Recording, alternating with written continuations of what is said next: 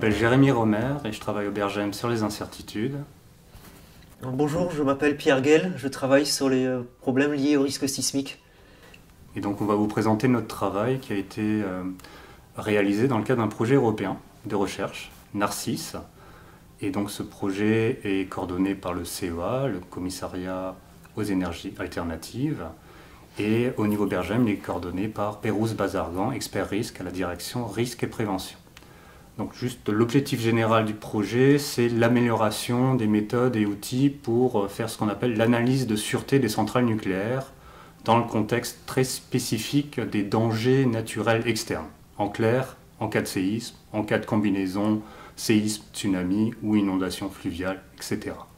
Et donc on a travaillé avec les collègues de l'IRSN, Institut de radioprotection et de sûreté nucléaire, sur un outil, les courbes de fragilité, que va vous présenter Pierre. Merci. Alors, qu'est-ce qu'une courbe de fragilité? C'est un outil mathématique qui nous donne la probabilité qu'un enjeu soit endommagé ou détruit en fonction d'un niveau d'agression extérieure, comme par exemple le chargement imposé par des ondes sismiques à la base d'un bâtiment. Généralement, on les construit avec des outils statistiques comme les régressions mathématiques sur des points de données. Et ces données, on peut les obtenir de différentes façons, comme d'origine empirique, en étudiant les séismes passés, d'origine expérimentale avec des tests sur table vibrante, ou tout simplement avec des modèles numériques en simulant des agressions sur ordinateur. Le modèle, dans le cadre de Narcisse, la collaboration avec l'IRSN nous a permis de travailler sur un modèle structurel simplifié d'un réacteur nucléaire qui est traversé par une canalisation qui va acheminer de la vapeur entre un générateur de vapeur à l'intérieur du réacteur vers une turbine qui est localisée à l'extérieur.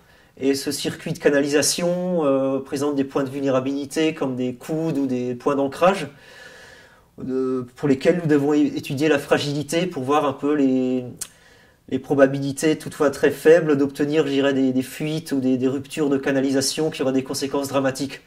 Donc nous avons soumis ce modèle à des centaines de chargements sismiques, des accélérogrammes, tout en aussi jouant sur la variabilité de plusieurs paramètres mécaniques du modèle, comme par exemple l'épaisseur de la canalisation qui peut évoluer en fonction par exemple de problèmes liés à la corrosion.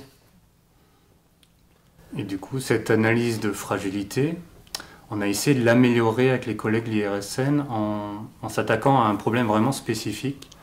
Une hypothèse que la plupart des travaux font, c'est le type de ce qu'on appelle la loi de probabilité, qui relie la probabilité d'endommagement avec la mesure d'intensité du séisme, par exemple l'accélération.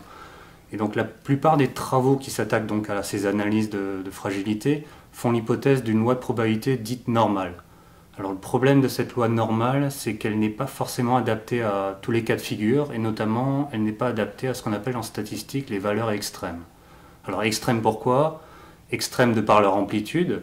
Ici on regarde des déplacements induits par les séismes, qui peuvent être très très importants, mais aussi extrêmes de par leur caractère exceptionnel.